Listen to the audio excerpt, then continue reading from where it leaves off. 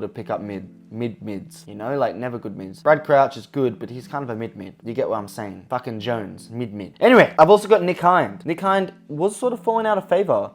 It all depends. If he comes back into the squad in 2024 and cements his position, then he'll obviously stay, but he's a non-free agent. And if things keep going like the way it is, and he continues to be out of favor for Brad Scott, then I think he'll end up at the Gold Coast Football Club. Because Damien Hardwick's smart, he'll know Nick Hind has something to offer, and unfortunately, I feel like Nick Hind is just in a system that he's not needed or wanted, and Damien Hardwick, he loves a running defender. You know, Basher Hawley was his main one in Richmond, but we had a host of players, like Nick Fossen could do that role, Dan Rioli later on did that role, and Nick Hind could do that role for Dimmer, and that's why I've predicted it. Sean Darcy has signed a massive contract, but despite the point of this video where I'm trying to only choose uncontracted players, I've still gone for him to go to Geelong on the basis that Fremantle capitulate, which I think they might. I think they'll lose their coach this year. Longmuir's not going to survive, and I think shit is going to hit the fan. I think Fremantle have an opportunity to get rid of Longmuir and bring in Stewie Dew. You know, at the time recording, very early January, it's not happened. By the time I post this, the season might have started, or who knows. But